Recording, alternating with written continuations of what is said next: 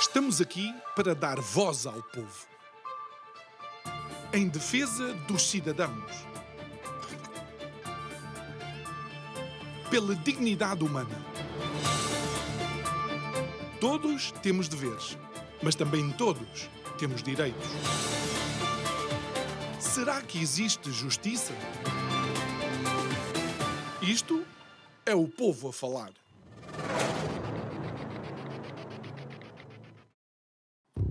O mundo atual está numa encruzilhada porque alguns dos equilíbrios, ainda que instáveis a que nos habituamos, parece que vão mudando para outros trópicos, por assim dizer. Parece que algumas das forças que se degladiavam no mundo, criando aqueles blocos onde nós estávamos ou não inseridos, também sofreram transformações, transmutações que nos obriga a pensar em que mundo é que nós vivemos atualmente. E não estamos a falar só de grandes nações, não. Estamos a falar de interesses comuns, estamos a falar de culturas, de civilizações diferentes, que em algum momento até se foram antagónicas umas com as outras, mas que agora vão encontrando caminho para fazer juntos. E a tudo isto, alguma Europa, muitos dos Estados Unidos vão olhando perplexos para tentar entender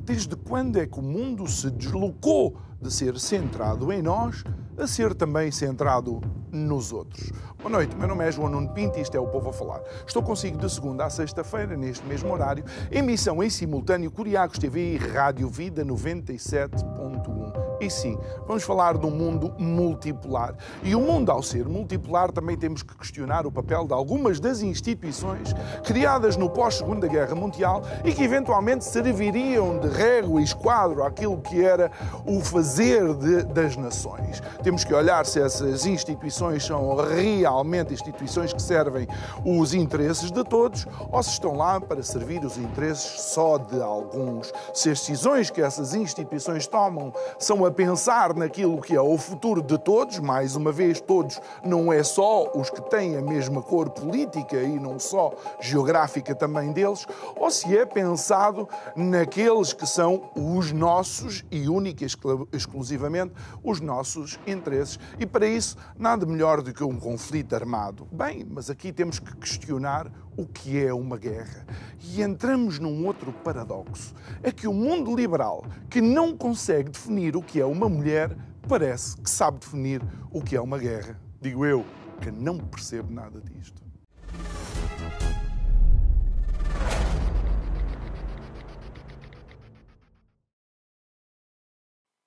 O nosso convidado para esta sexta-feira, programa que vai finalizar toda uma semana de conversas, é o politólogo Afonso Moura. Muito boa noite.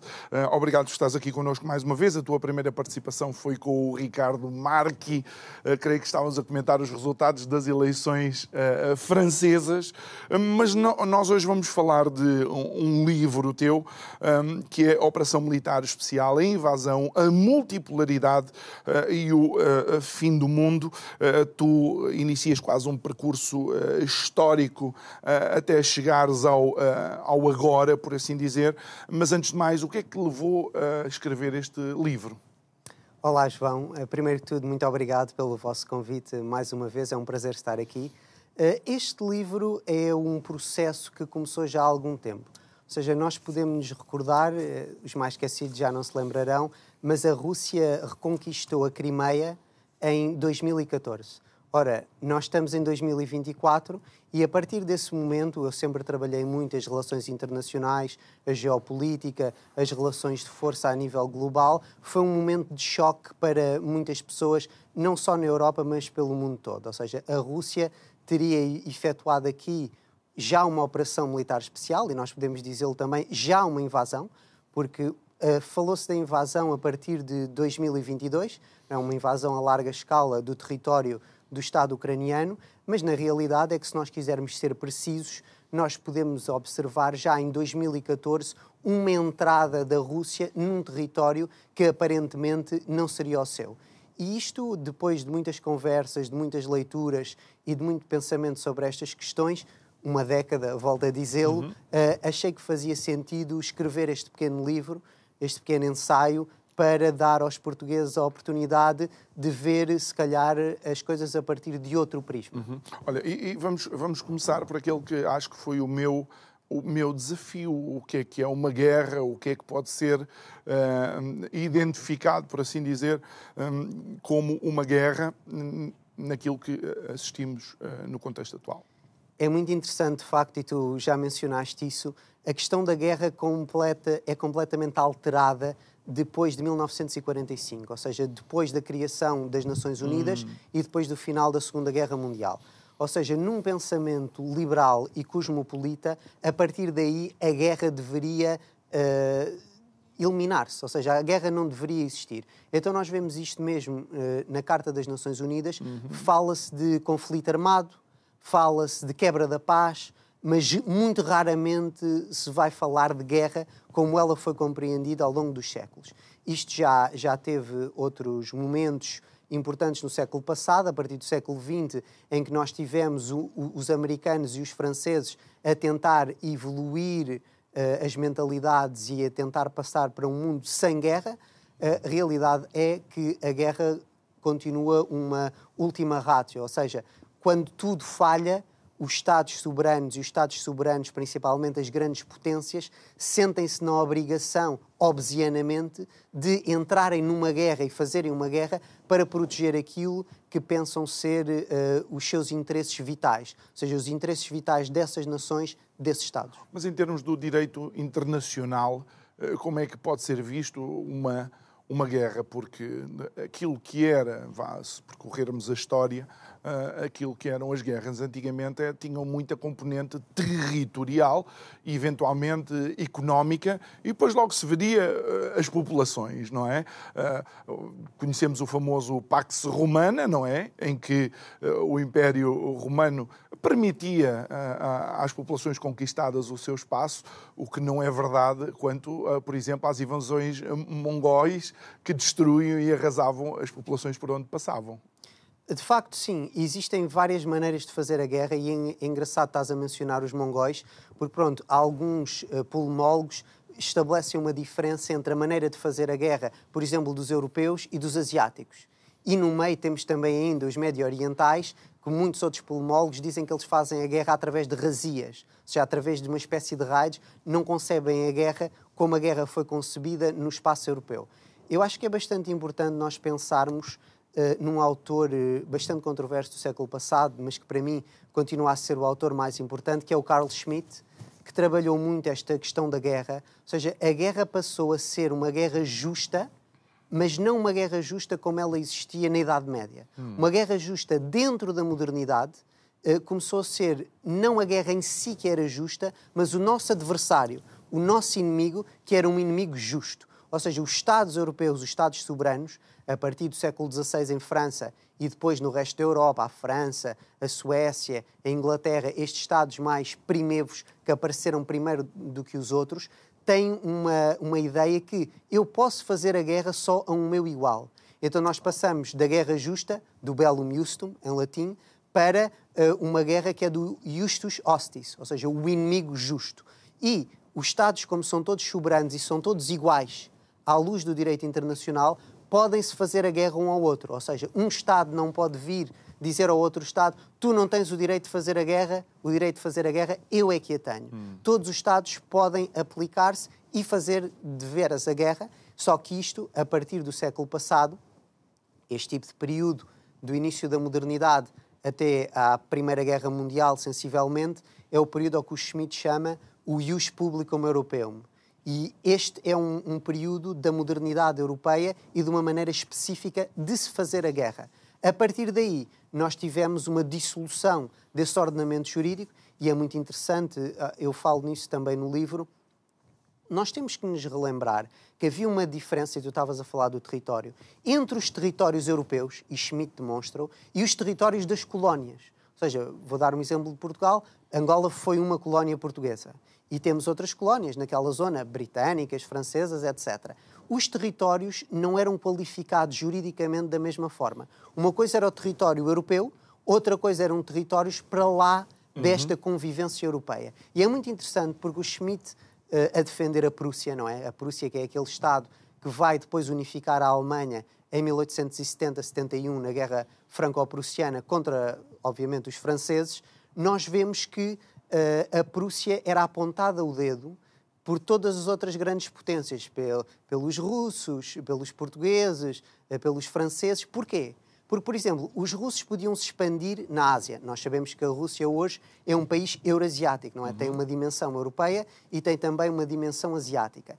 Os austríacos, por exemplo, podiam se expandir nos Balcãs, onde os russos também se expandiam. E nós expandíamos nas colónias, não é? Em África, como os britânicos também o faziam, como os franceses. A Prússia, por sua vez, não se podia expandir em nenhuma destas partes. Quando a Rússia se expandia, chocava logo com esses tais Estados soberanos que eram iguais para o direito internacional. Ou chocava com a Rússia, ou chocava com a Áustria, e foi apontado ao dedo como grande perversão do espaço europeu.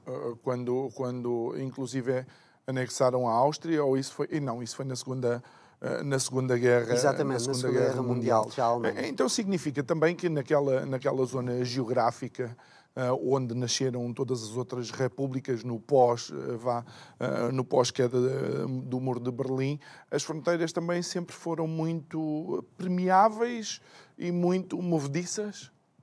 Eu diria que sim. Eu concordo completamente com essa asserção tua. Ou seja, nós às vezes esquecemos que não devemos projetar a nossa realidade.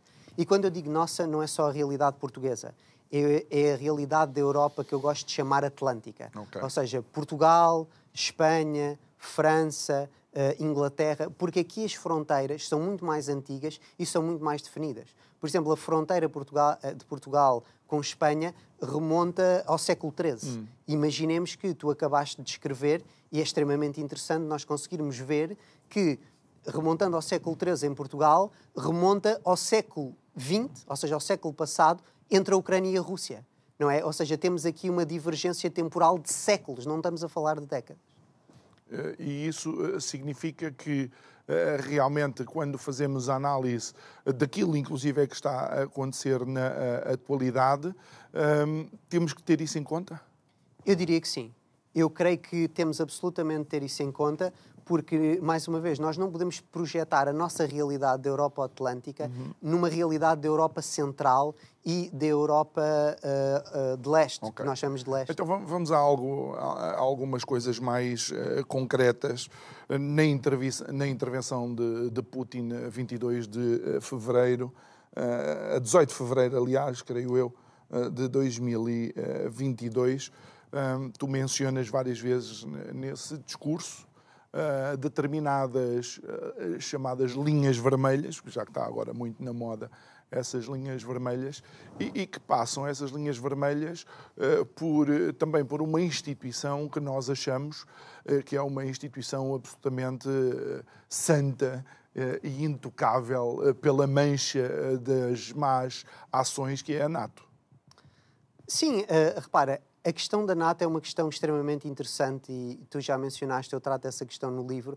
A NATO nasce em 1949, num contexto de começo da Guerra Fria, e vai-se ter que criar um bloco atlântico para fazer face ao mastodonte soviético, ou seja, estou-me a referir à União Soviética, obviamente. Ainda de Stalin, não é? Exatamente. Nessa época. E é extremamente notório nós termos noção que, de facto, a NATO, que é extremamente importante e era uma linha vermelha para Putin, e foi uma das razões que fez com que Putin chegasse à conclusão, em 2022, que tinha que invadir a Ucrânia, a NATO não se começou a expandir depois de 89, como nós pensamos nesses países de leste. A primeira expansão da NATO remonta a 52, quando entrou a Grécia e a Turquia. Ora, isto aqui nós podemos... Não, mas então posso ir ainda mais longe. O que é que a Itália está a fazer nos países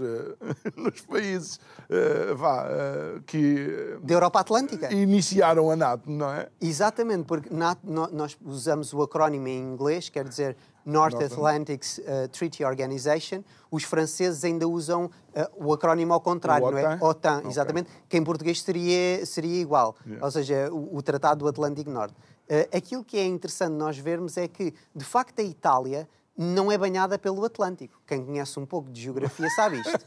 Mas pronto, nós em alguma medida podemos dizer, não, mas a Itália faz parte de uma Europa específica, cultural, histórica, que é a Europa romano-germânica. E nós podemos aí aceitar, ok, a Itália, nós deixamos-la entrar, ela não está bem banhada pelo Atlântico, mas faz parte de um espaço cultural comum.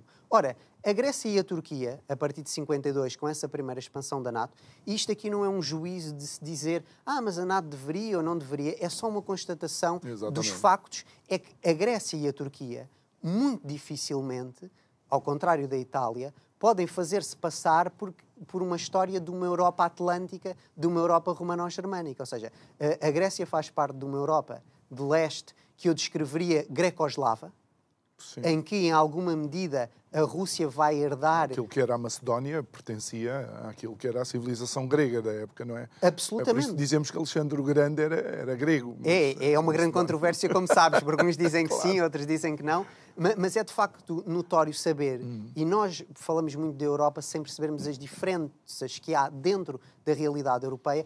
Há uma Europa romano-germânica, e para voltar a Schmitt tem um livro importantíssimo do século passado, que é o Nomes da Terra, que eu acho que deveria ser obrigatório para todas as pessoas que estudam política, direito, filosofia, etc. É o grande livro do século passado. E nesse livro Schmitt demonstra que esta Europa romano-germânica tem um contacto entre o Papa de um lado e o Imperador do outro. Ou seja, o Imperium, o Imperador, e o Sacerdotium, o Papa, e eles andavam sempre às turras. Agora repara, na Europa grega, ou seja, na Europa do Império Bizantino, nós temos que nos recordar que o Império Romano Ocidental caiu para os bárbaros em 410.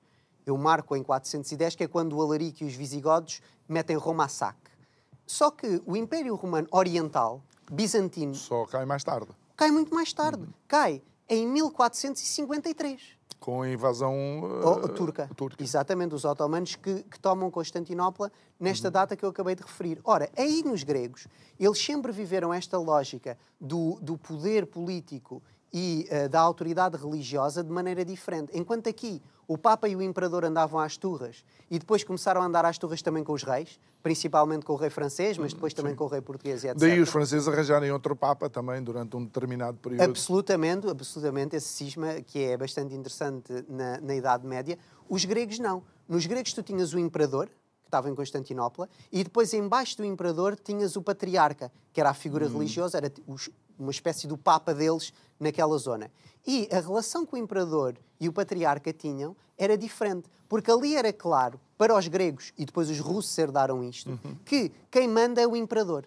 E o Patriarca está submetido ao Imperador. Isto às vezes é chamado de cesaropapismo. Mas isso torna as coisas ainda mais interessantes. Estamos na origem da NATO, estamos nos primeiros momentos da NATO.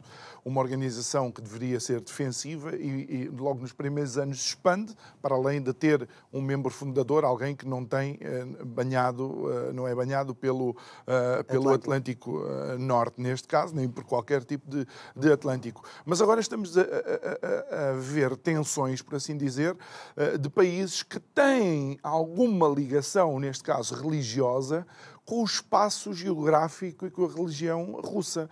Estamos a falar da Igreja Ortodoxa.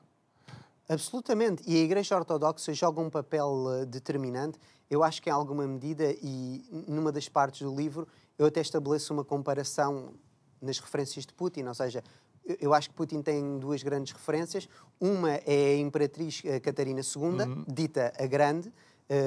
Isto remonta ao século XVIII e, de facto, é a Catarina que vai promover o expansionismo russo naquela zona agora onde a Rússia também está. Ou seja, naqueles oblasts que a Rússia anexou em 2022, que eram oblasts ucranianos, e hoje, efetivamente, uma grande parte, não a totalidade desses oblasts, mas uma grande parte, está sob controlo do exército russo, e a mim não me parece que os russos vão conseguir ser desalojados dali, a não ser que haja, lá está, uma intervenção direta da NATO, mas só que isso significaria, muito provavelmente, uma guerra nuclear. E uma guerra nuclear poderia significar o fim da humanidade como nós a conhecemos. Olha, deixa-me ficar ainda no papel da NATO neste caso, porque a expansão da NATO, que muito provavelmente mais incomodou o Kremlin, foi começarem a colocar determinadas bases em países do antigo bloco de leste.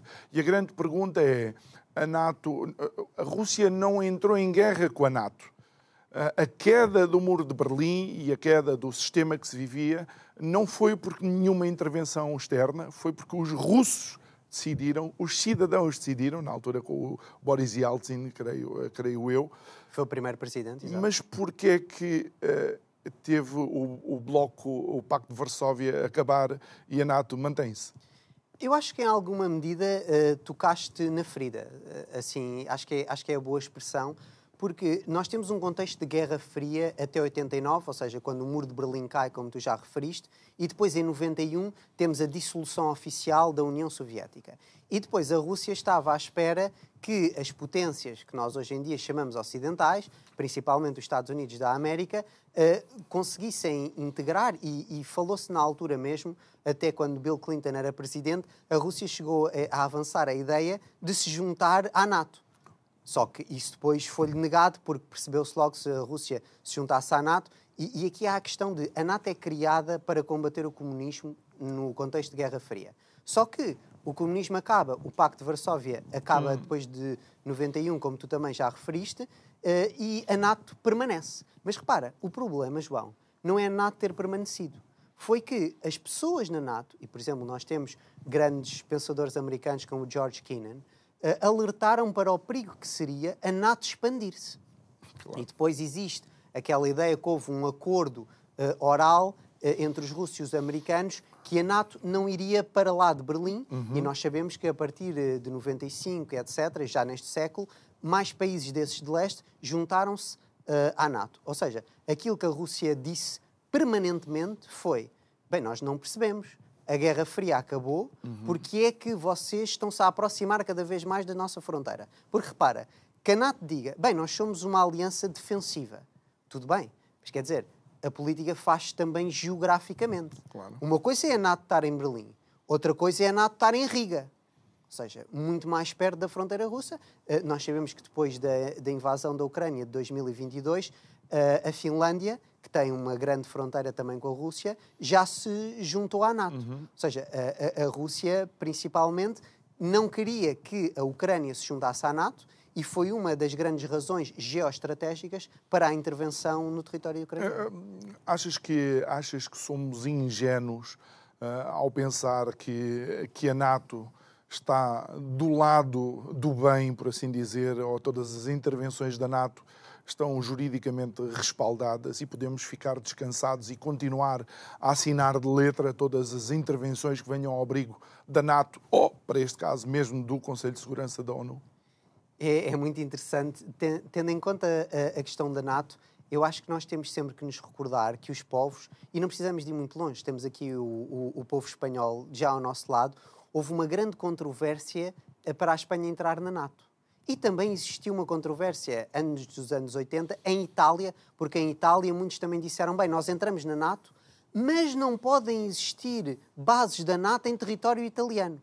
O que é extremamente interessante, e na Alemanha também, mas mesmo em França, nós temos que nos recordar, as pessoas esquecem-se disto, a França não saiu da NATO na altura, nos anos 60, na altura do General de Gaulle, mas a França saiu do comando integrado da NATO. Tanto que a base principal da NATO na Europa era em Fontainebleau, ao pé de Paris, e o de Gaulle correu com os americanos e com a NATO do território francês porque disse, em França quem manda são os franceses e a grande base agora é na Bélgica, em Mons. Ou seja, nós por vezes esquecemos disto tudo. Houve uma contestação à NATO por parte de vários povos europeus, mesmo na Europa romano-germânica. E depois imagina alguém que não faz parte da NATO, vê, por exemplo, a intervenção na antiga Jugoslávia, que eu sei de fonte fidedigna, que foi feita fora do abrigo e do respaldo do direito internacional, foi bombardear sem nenhum Estado-membro ter sido atacado. E depois entra-se neste paradoxo, o que é o direito internacional, porque a autodeterminação de um povo também pode ser um fato para eu reconhecer aquele povo, independentemente das fronteiras que tenha ou não. acabaste de tocar no paradoxo-chave, a meu ver, do direito internacional, que é a autodeterminação dos povos, por um lado, e a intangibilidade da fronteira dos Estados, por outro. E o caso que mencionaste da Jugoslávia é muito importante, porque depois nós sabemos que, com as intervenções americanas e da NATO, acabou por nascer este Estado que não é reconhecido pela Sérvia, que é o Estado do Kosovo. Ora, não foi reconhecido pela Sérvia, mas os Estados soberanos podem reconhecer os Estados que lhes interessam. E, por exemplo, a França de Sarkozy, na altura, reconheceu o Estado do Kosovo. Os Estados Unidos da América também reconheceram o... Tal como alguns estão a reconhecer agora a Palestina, por exemplo, o Estado da Palestina, não é? Absolutamente. Espanha, nós vimos isso, Espanha, já este ano Espanha, a Noruega e a Irlanda reconheceram o Estado palestiniano. E as pessoas têm que perceber aqui que o direito internacional, e eu aqui vou falar desde uma perspectiva institucionalista, uma perspectiva de um grande autor do século passado, que é o Santi Romano, o direito internacional é, acima de tudo, um ordenamento. O que é que isto significa? É que há várias unidades nesse ordenamento e, para voltar ao pós-Segunda Guerra Mundial, a partir daí começou-se a dizer não, agora há mais unidades. Por exemplo, eu ou tu, João, seríamos sujeitos de direito internacional. Claro, não sujeitos completos, como o Estado, mas seríamos, em parte, sujeitos do direito internacional. Ora, classicamente, o direito internacional não é compreendido assim. Nem os indivíduos, nem as organizações internacionais são unidades do direito internacional. Só o Estado é que o é. E para pegar no caso russo, nós temos que ter noção que uma das lógicas por detrás de Putin para intervir na Ucrânia é que ele reconheceu 2 Estados soberanos novos, que é a República Popular de Donetsk e a República Popular de Lugansk. E ele diz que vem em auxílio dessas repúblicas. Ora, é exatamente a mesma coisa que os franceses ou os americanos fizeram em relação ao Kosovo. Ou seja, a Sérvia diz, não, o Kosovo faz parte do nosso território. E os franceses e os americanos dizem, não, não. Entre outros, eu estou a mencionar os franceses e os americanos porque são dos mais importantes. Não, não, nós também, na realidade, reconhecemos que o Kosovo já não faz parte do vosso território. Ora, é exatamente a mesma coisa que a Rússia faz. A Rússia diz, não, não, vocês podem achar que a República Popular de Donetsk e Lugansk ainda fazem parte do território ucraniano, mas nós vamos dar primazia à autodeterminação dos povos contra a intangibilidade das fronteiras e aquilo já não faz parte do território ucraniano. E isso não é nada que seja novo. E se calhar aquilo que tu não gostas que chamemos, mas pronto, o Ocidente, já por seu próprio interesse, fez noutras paragens, não é? Absolutamente, não é nada de novo e eu acho que há outro paradoxo também no direito internacional e eu deveria partilhar isto com vocês. Ou seja, o direito internacional postula que todos os Estados soberanos são iguais à luz do direito internacional. Ou seja, eles são iguais juridicamente. Depois, claro, nós todos sabemos que, politicamente e economicamente, por exemplo, um Estado como o Chile não tem a mesma potência de um Estado como os Estados Unidos da América, não é? Isto é óbvio. Só que o paradoxo é que nas instituições das Nações Unidas, que foram criadas no pós-Segunda Guerra Mundial, nós temos uma lógica que há 5 membros permanentes no Conselho de Segurança das Nações Unidas. São eles: os Estados Unidos, a Grã-Bretanha, a França, a Rússia e a China. Ou seja, e estes 5 membros permanentes do Conselho de Segurança das Nações Unidas têm poder de veto.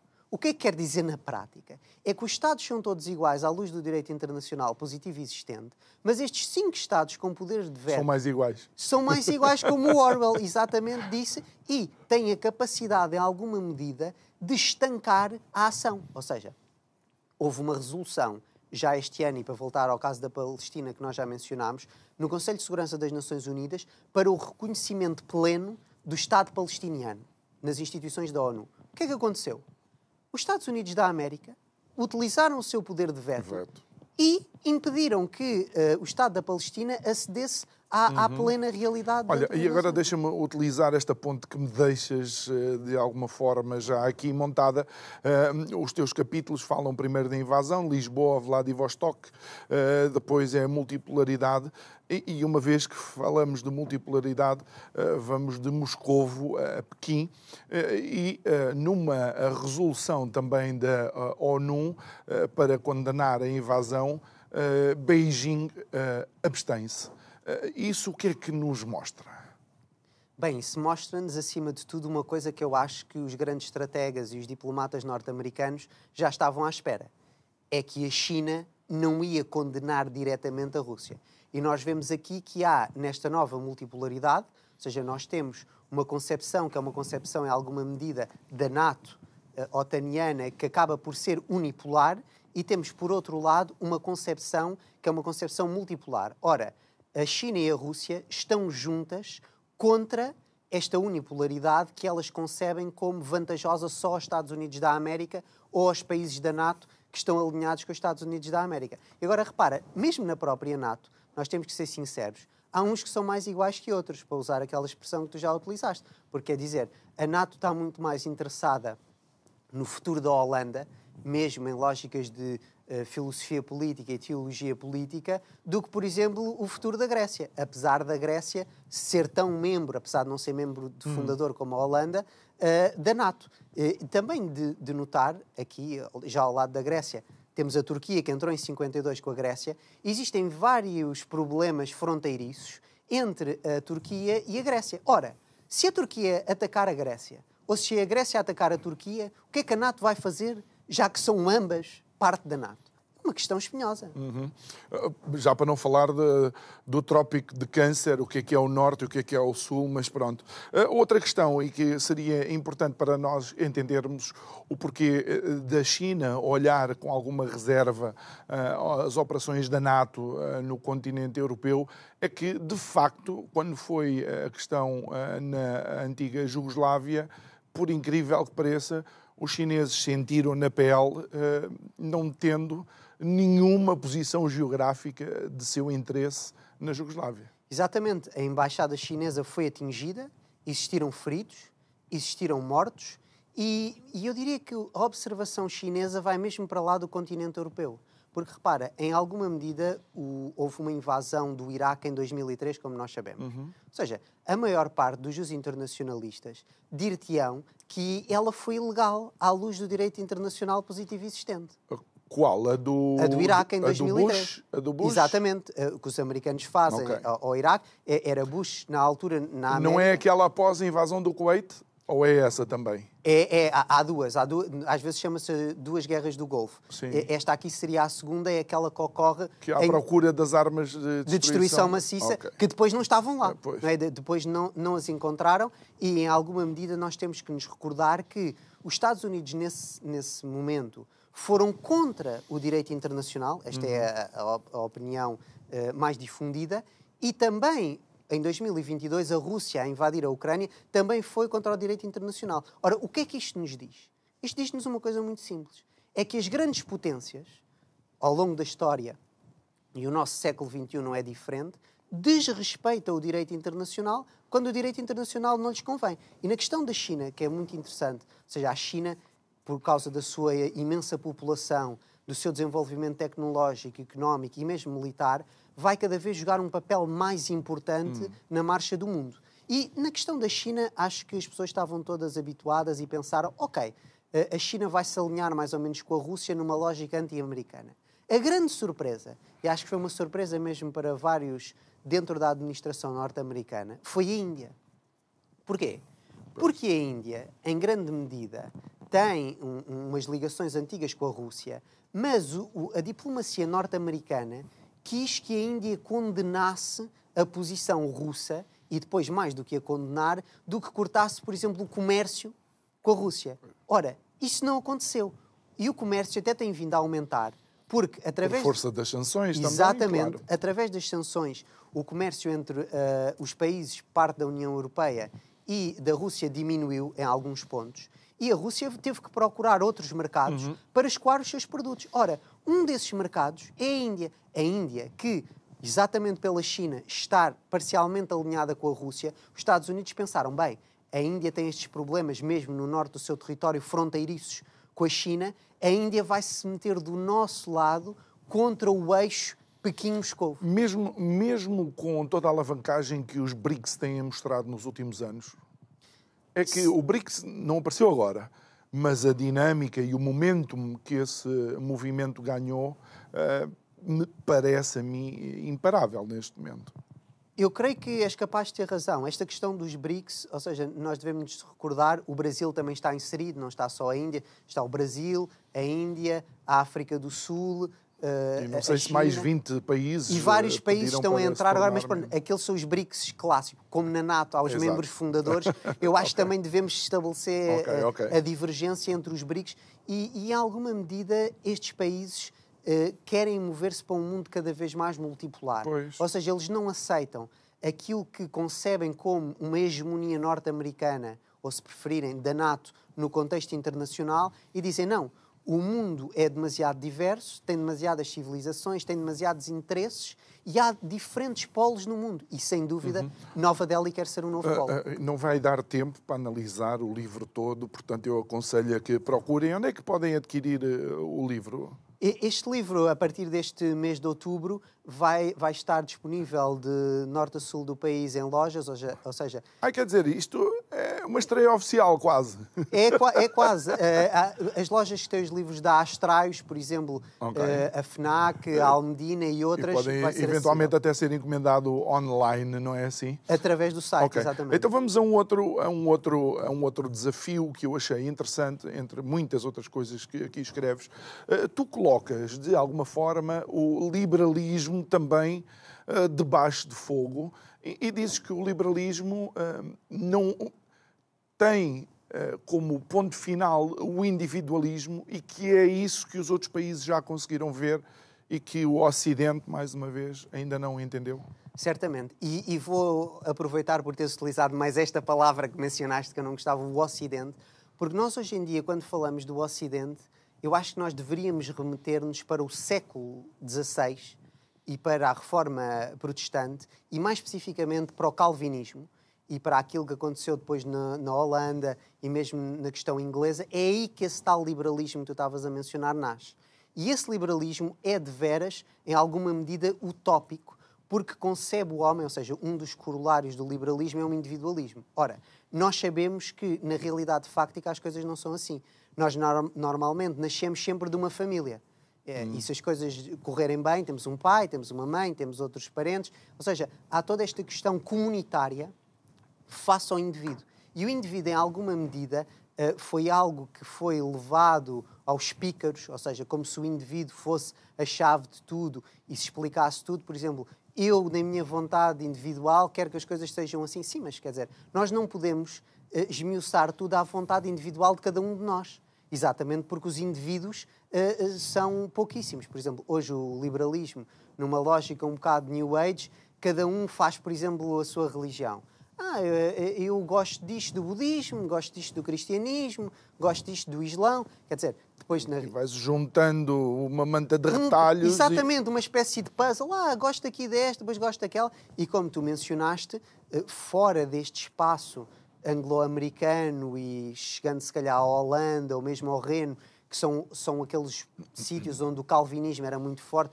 Calvinismo que os franceses chamavam aos calvinistas huguenotes, os ingleses chamavam-lhes puritanos, os escoceses chamavam-lhes presbiterianos, depois puritanos também no contexto norte-americano. Depois este calvinismo vai se transformar através da secularização no liberalismo. O que é um paradoxo. É absolutamente paradoxal, mas eu creio que é exatamente isso que acontece. E as pessoas às vezes falam do Ocidente, pois, mas é um Ocidente que é muito mais recente do que aquele da antiguidade greco-romana. Porque se formos pensar, e permitam-nos esta passagem por aquilo que é a componente religiosa, sim, o protestantismo vem trazer um corte com alguma ortodoxia que existia, mas também nos vem dizer que é amar ao próximo como a mim mesmo. Portanto, amar ao próximo como a mim mesmo não pode ser manter aquilo que eu quero esquecendo do outro ao lado, não é? Como é que se dá a secularização? A secularização precisaríamos de outro programa, porque é a partir do século XVIII, tem muito a ver com aquela ideia. Eu acho que a chave aqui, para deixar as pessoas uma ideia, na Idade Média, Deus estava no centro. Ou seja, a partir da modernidade, Deus continua presente, mas aquilo que vai estar ao centro é a natureza. Ou seja, em alguma medida, a natureza vai tomar...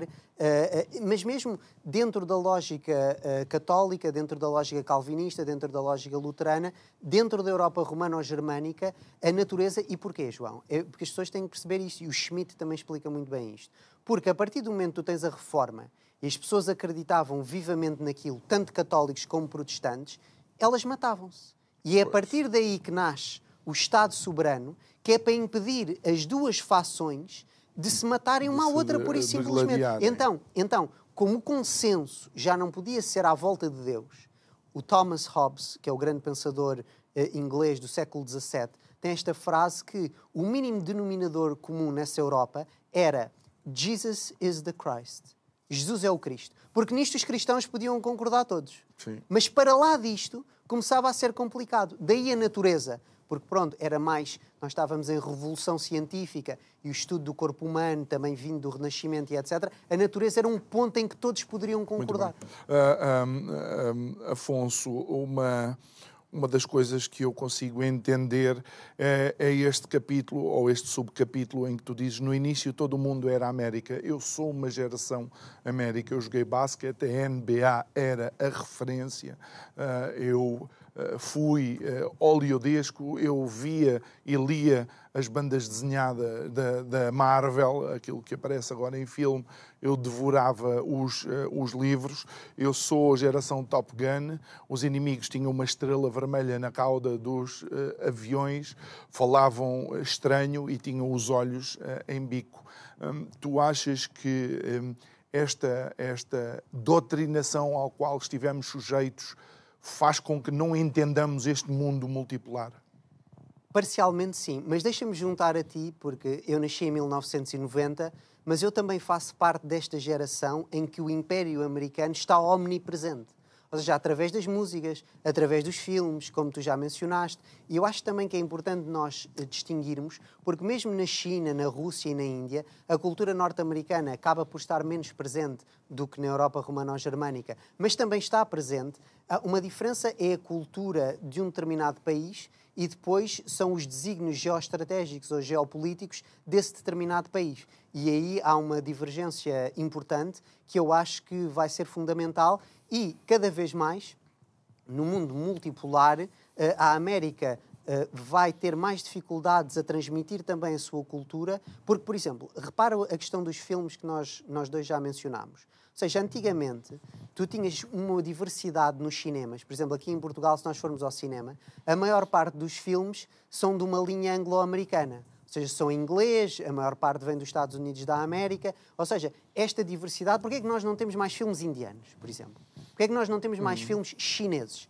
Isto faz parte da conjetura e faz parte da grande vitória da América na Segunda Guerra Mundial e faz parte também da NATO. Ou seja, isto está tudo interligado e nós não podemos dissociar uma coisa da outra. Ou seja, de alguma forma, aquilo que assistimos nestes últimos Emmy, em que a série Shogun, que embora seja feita nos Estados Unidos, tem uma componente cultural japonesa e asiática muito grande, está a começar a quebrar, ao chegarmos à Netflix e vermos N filmes asiáticos, chineses, nomeadamente, ou vermos pessoas devorar avidamente novelas turcas, que me parece que têm muita qualidade. Isto já é um quebrar deste, e no princípio tudo era América? Eu creio que sim. Eu acho que isto é a multipolaridade não se exerce só através do comércio, a multipolaridade não se exerce só através das relações de força bruta, a multipolaridade exerce-se também através de culturas diferentes. Ou seja, e estas imagens que nós estamos a ver, isto que tu acabaste de descrever, há umas décadas atrás era impensável. Ou seja, é esta posição asiática dentro da cultura e para voltar a essa frase, no início todo o mundo era a América, e para voltar ao liberalismo, isso é uma frase que o John Locke escreve. Ou seja, é esta ideia também que numa metafísica moderna de tábula rasa, estás a ver aquilo que eu estava a dizer, ou seja, o indivíduo é o centro de tudo e a comunidade é uma coisa menos importante. Há um pensador francês bastante importante, que é o Alain de Benoist, que ele pergunta sempre, a floresta existe ou a floresta é só um conjunto de árvores? E é mais ou menos o paralelo que eu quero estabelecer aqui. Ou seja, Portugal existe ou é só um conjunto de indivíduos? Ou seja, é o coletivo contra o individual. Nós chegamos então ao último capítulo, creio eu, que é o fim do mundo, e eu gosto da frase com que inicias, que tu dizes que a operação militar especial pode ainda não ter provocado o fim do mundo, mas provocou, sem dúvida, o fim de um mundo. Absolutamente. A operação militar especial, a invasão da Federação Russa da Ucrânia em 2022, acaba com aquele mundo unipolar para aqueles que acreditavam que esse mundo ainda existia, em que era um mundo que, a reboque dos Estados Unidos e que, a reboque da NATO, está a ver-se cada vez mais dificultado nas suas tarefas. Porque a Rússia aparece, e eu chamo a Rússia, em alguma medida, a parteira da multipolaridade, ou seja, a Rússia toma também uma posição que agrada imenso à China. Porque nós, por vezes, esquecemos e temos a mania de dizer que os russos não são europeus, mas para os chineses e para os asiáticos, os russos são tão europeus como os portugueses. Então o que é que os chineses vão utilizar, muito provavelmente no futuro, e já estão a utilizar? É dizerem, vejam, os russos são violentos como os americanos, como os outros europeus. E ainda bem que mencionas isso, porque eu tive para te perguntar, mas depois são tantas coisas que me passou. Não seria que a China preferia ter um mundo multipolar e disputar com os Estados Unidos um braço de ferro? É interessantíssimo, exatamente, estás a fazer referência aí a um mundo bipolar. Ou seja, como houve os Estados Unidos da América e a NATO contra a União Soviética, neste caso seria a China, a República Popular da China, que tomaria o lugar da defunta União Soviética. E muita gente acha, tanto na China como nos Estados Unidos da América, que é isso que Pequim e Washington querem. Ora, eu estou completamente no ponto oposto dessa ideia. Não parece que vá acontecer. Não parece que vá acontecer, mas sabes também porquê, João? Porque a China não o quer. A China e o Partido Comunista Chinês e aqueles que mandam no Partido Comunista Chinês sabem pelo menos na atualidade, não. Exatamente, sabem que a bipolaridade é a antecâmara da unipolaridade. Ou seja, eles acham que se entrarem... Porque aprendem com isto que está a acontecer agora com os Estados Unidos, por exemplo, não é? Exatamente. E eles acham que, em alguma medida, se entrassem numa lógica bipolar, o futuro da China ia ser como o futuro da União Soviética. Ia existir uma desintegração. Tanto que alguns americanos ficaram tristes porque a China continua a apoiar a Rússia, parcialmente, depois da invasão da Ucrânia de 2022. Porquê? Porque a China podia fazer a vida negra à Rússia. Claro, aproveitar. Aproveitar-se, exatamente. Mas não o quer exatamente porque quer fugir desta bipolaridade. A Rússia como... a Rússia... Mas isso é consentâneo com a visão que os chineses têm dos europeus, todos, que gostamos muito de andar à pera uns com os outros. Absolutamente. E ainda bem que tu mencionaste isso. Eu acho que as pessoas que podem devem visitar a China. As que não podem, hoje em dia nós estamos na era da internet, podem ver coisas, podem ler, podem se informar, podem se instruir. E na China, mas não só na China, na Índia, no mundo muçulmano, em alguma medida, nós temos que perceber que nem todos os povos, nem todas as religiões, nem todas as civilizações têm a mesma concepção que nós temos. Isso é absolutamente crucial. E que alguns olham para nós e com algumas das nossas atitudes históricas têm motivos para recear o nosso aproximar. Absolutamente. E repara... Para terminar mesmo... O apoio que a Rússia recebe, em alguma medida, do terceiro mundo, que agora chama-se o Sul Global, tem muito a ver com essa lógica anticolonial que a Rússia soviética defendeu, e apesar de hoje em dia já não ser soviética, muitos desses países que foram ex-colónias continuam a ver na Rússia alguém contra esta hegemonia colonialista que era da Europa Atlântica e agora é dos Estados Unidos, na ideia dele. Sim, porque tanto, por exemplo, o conflito em Angola, um dos lados tinha o apoio americano e outro tinha apoio soviético. Muito bem. Afonso Moura, muito obrigado. O livro Operação Militar Especial, a Invasão, a Multipolaridade e o Fim do Mundo, aquilo que todos nós queremos que seja o mais tarde possível ou nunca, um livro de Afonso Moura, geopolitólogo, que é assim que nós achamos que definimos bem o trabalho que ele tem desenvolvido. Já sabe, vai ficar disponível nas principais livrarias onde a editora Astraios está representada também com os seus livros e autores. Qualquer coisa, uma pesquisa online, com certeza também o fará chegar até aqui. Resta-me agradecer por esta semana de conversas, desejar-lhe um ótimo fim de semana. Até segunda. Muito obrigado.